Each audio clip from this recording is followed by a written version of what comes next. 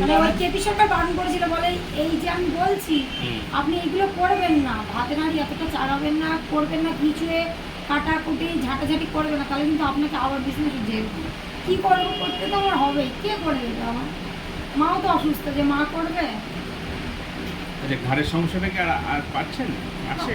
অল্প আছে মনে হচ্ছে, মানে সেরকম আগের মতো ততটা নেই। না না, ওটা না, যে বললেন কেপি সরকারটা যেটা আগের না, ওটা হয় না। আচ্ছা, ঘাড়ের ব্যথা যা ছিল বা যেখানে ব্যথা ছিল, যেখানে যা ব্যথা ছিল সব কম লাগছে, হ্যাঁ শুধু পায়ের তলা ব্যথাটা আছে বলছেন? হ্যাঁ, পায়ের তলায়।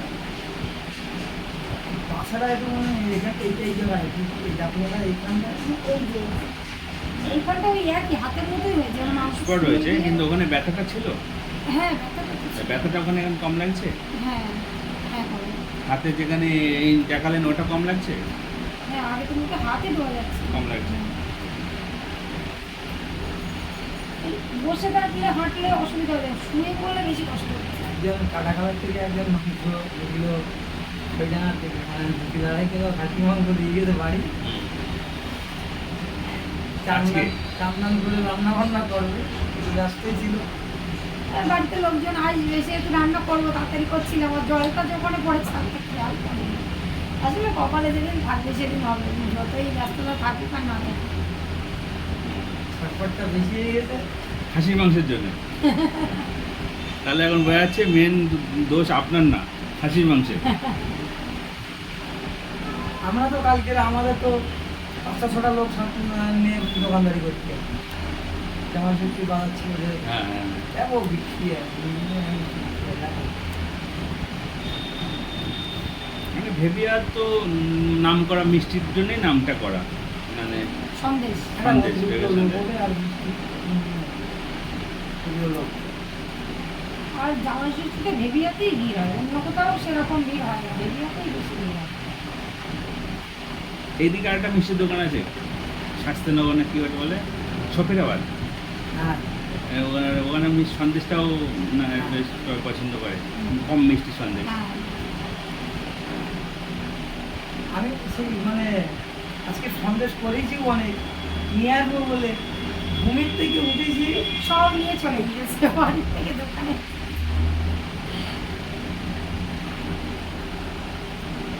ও বাড়িতে বানিয়ে দোকানে নিয়ে যেতাম, কিন্তু দোকানটা একটু দূরে তো। কালকের থেকে দোকানে সন্দেশ তৈরি করছি না। আচ্ছা, ঘুমটা যদি একটু ফ্রেশ হবে, মানে একটু বেশি যদি আসে, তাই তো? বেশি হলে ওই রান্না বান্না, খাওয়া দাওয়া বন্ধ হয়ে যাবে। হ্যাঁ, রান্না বান্না ডাকবেন, ডাকলে উঠে যাবে, কিন্তু ঘুমের একটু দরকার, ঘুম হচ্ছে না অনেক জায়গায়। কি বলেন তো মানে এই যে 10টা দিন একটু শরীরটা রেস্ট নিনি। খিদে আছে ঠিক? হ্যাঁ খিদেটা অসুবিধা নেই তো? না, না টুকটাক খালি তালেই থাকি, হুম? টুকটাক খালি তালেই থাকি ভাত ভালো কি খায়? টুকটাক খায়, মানে মুড়ি টুড়ি এটা সেটা মানে ওই চলে সকালবেলা কিছু ওখানে কিছু হাতে দেয় বলো না বলো একটু মুড়ি বিস্কুট টিস্কুট নিয়ে মোটামুটি চালু করে দেয়, গ্লাসটা সঙ্গে সঙ্গে হয়ে যাবে। সেদিকটা ঠিক আছে, খাওয়া দাওয়া মোটামুটি ঠিক আছে, খাওয়া দাওয়ার কোনো ইয়ে নেই। তো প্রবলেম টেনশন আসবে ওই পায়খানা, বারবার দেখা যাচ্ছে কোনো জায়গায় যাবে পায়খানা, মানে কোনো জায়গায় যাবে ওটা যেমন মানে বার হওয়ার সময় মানে 2-4 বার মানে যেতে হবে না টেনশানে। এরকম একটা ব্যাপার আছে।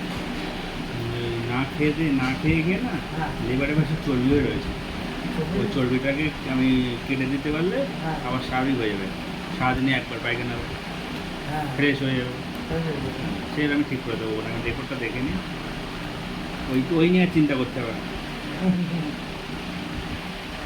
একটা মিশ্রা আর ক্যান্ডি হুম, আমার মনে হয় ওই বার্থডে মানে ক্যান্ডি সবসময় চলে সবসময়। ক্যান্ডি খাবেন না। হুম, ওই আমি ওষুধ ক্যান্ডিটা দিই, খেলেই মানে ভালো হয়, কিন্তু আপনার ওষুধটা আমি এদিন খেয়েছিলাম, হ্যাঁ। খেয়ে আমার ঠিক ছিল। আমি ওষুধটা দিয়েছি, আমি রিপোর্টটা দেখে নিই, তারপরে সব ঠিক করবো। হ্যাঁ ওই দিন ক্যান্ডি ছিল না, মার ওষুধ খেয়েছিলাম আমি একটা, ওই প্যানেল মোটামুটি কাজ করে। এটা তো ভালো। আমার আবার একটু কী হচ্ছে বলেন তো, আমার এই রাত এই দিনও এই মানে দুপুরের পরে আবার গ্যাস হচ্ছে, মানে যেহেতু এই মানে বাড়ি সরতেছে, হ্যাঁ এমনি কোনো অসুবিধা নেই মনে হচ্ছে তো। আপনার একটা চেক আপ করাবেন আবার, ঠিক আছে? আবার একটা আমাদের চেক আপ করাতে আসবেন আপনি। এই এদের জন্য আমার ট্রিটমেন্ট না ভালো হচ্ছে না, আর কতদিন কি করবো? এরাই তো সব আপনার না? আগের দিন আমি একটা তো বলছিলাম accident না, করে যেতে গেছে হবে মেশিনে। না। হ্যাঁ? মেশিন চালাতে রাত্রে একটা বাজে, মিষ্টি মেশিন? একটা না দুটো। দুটো বাজে। ওই মেশিনে রসগোল্লা বানান? হ্যাঁ হ্যাঁ। একজন মেশিনে- হামলে মেশিনে পার চালু মেশিনে একজন হাত ঢুকিয়ে দিলে হ্যাঁ। লেবার, মানে বার করতে গেছে চালু হয়ে গেছে, তুই তাহলে চালু অবস্থায় হাত দিচ্ছিস কেন? হাত দিলে আঙুলটা এইখান থেকে ঠিক এইখান থেকে পুরো পার হয়ে গিয়ে দেবে উল্টো, এটা পার করে। কেটে গেছে? হুম।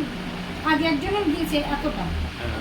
নতুন মেশিন এনে একজনের প্রথম গিয়েছে এতটা, তারপরে আবার এই সেই দিনকে তারপরে কি হলো? ব্যান্ডেজ করে হয়ে গেছে?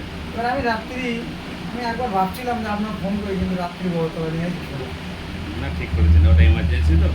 বাড়ির গাড়ি ছিল। হ্যাঁ আমি বলি আপনার এই রাত্রি টাকাটা ঠিক হবে না, এবার যেহেতু একটা ইমার্জেন্সি একটা কাটার ব্যাপার আছে। হ্যাঁ, হ্যাঁ, আর এটা রক্ত আমি বাড়াচ্ছে। করে, চিন্তা ভাবনা করে আমি সোজা বড়তলায় দিয়েছি, ওখানে সুপার স্পেশালিটি ওখানে ভর্তি করে দুদিন দেখে তারপরে আমার বাড়িতে গিয়েছি।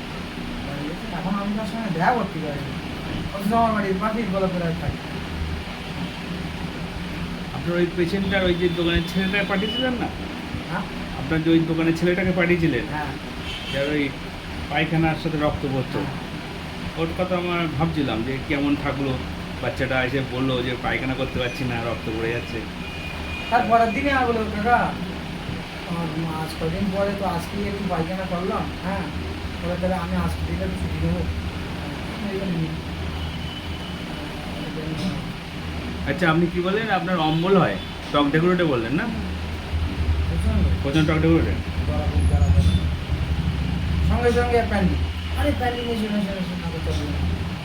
এই দোকানের লোক আছে তো সবসময় আমার বাড়িতে একটা দুটো আমাদের চারটে প্যান্ডি নিয়েছি, খেয়ে নিল সুস্থ।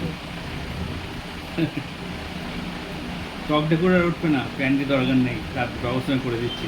কিন্তু এই খাদি আমি বলি আমি একদিন এই ক্যান্ডি যেদিন কাজ না করবে, খেতে খেতে অভ্যেস করে দিচ্ছে, ক্যান্ডি যেদিন কাজ না করবে সেদিন ব্যাস